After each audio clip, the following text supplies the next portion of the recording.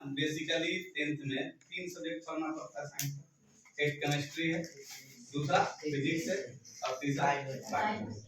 और इन तीनों को अच्छे तरीके से जब पढ़ लोगे तो इंटर में जाओगे, तो इंटर में जाने के बाद क्या होता है, सब्जेक्ट 3 ग्रुप में बढ़ जाता है। एक हो जाता है कौन सा, आर्ट्स हो जाता है, एक हो जाता है कॉमर्स और एक हो जाता है साइंस। अब आपको जो चुनना पड़े, अच्छा अब साइंस पढ़े रहोगे, फिजिक्स केमिस्ट्री बायोलॉजी, तो आपको साइंस लेने का मन करेगा, इंटरेस्ट आएगा। तो सब शर्त ये है कि इंटरेस्ट तो तब आएगा ना जब आप किसी भी सब्जेक्ट को बढ़िया से मजबूती से पकड़े हुए रहोगे, पढ़े हुए, किसी भी सब्जेक्ट पर आपका कमांड अच्छे से रहेगा। ठीक है, तो बहरहाल इसकी चर्चा हम लोग बाद में करेंगे। पहले यहाँ देखिए, इसमें केमिस्ट्री का पहला चैप्टर है, क्या है उसमें सवाल है, रासायनिक अभिक्रिया, है ना। रासायनिक अभिक्रिया असल में होता क्या है, सही है ना। कि रासायनिक अभिक्रिया क्या है, या रासायनिक अभिक्रिया से आप क्या समझते हैं, रासायनिक अभिक्रिया से क्या तात्पर्य है, रासायनिक अभिक्रिया क्या होता है, यही है ना। ठीक है, तो इसका सीधा सिंपल सा आंसर है कि अभिक्रिया होता क्या है। इसमें क्या है कि वह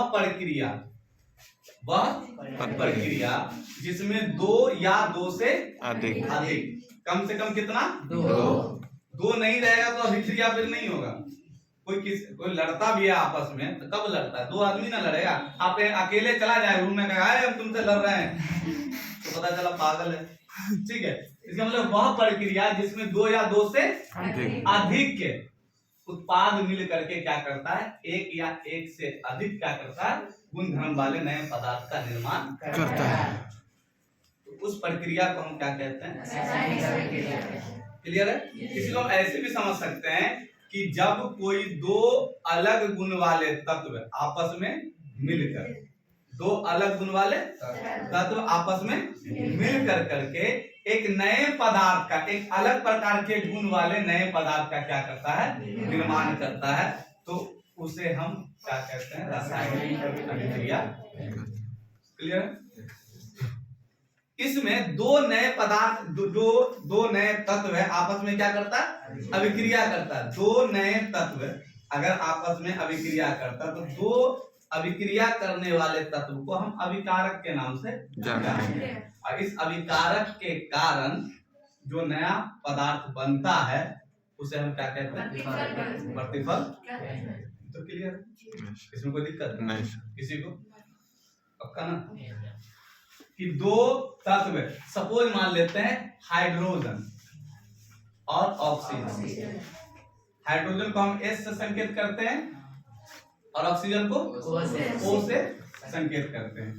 तो ये दोनों तत्व अलग अलग है, हाइड्रोजन अलग गुण वाला तत्व है, ऑक्सीजन अलग गुण वाला, ये तो क्लियर है ना। ऑक्सीजन अलग गुण वाला तत्व है और हाइड्रोजन अलग गुण वाला तत्व है। दोनों के गुणों में बहुत सारे अंतर है, लेकिन दोनों जब आपस में अभिक्रिया करता है तो अभिक्रिया करने वाला पदार्थ क्या कहलाएगा, अभिकारक कहलाएगा। क्लियर है।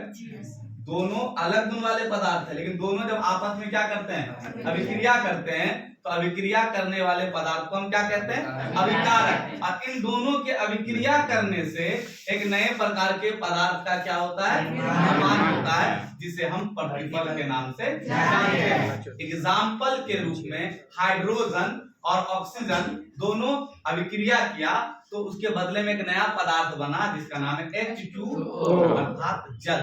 तो यहाँ पर ऑक्सीजन अभिकारक है और क्या है, हाइड्रोजन अभिकारक है।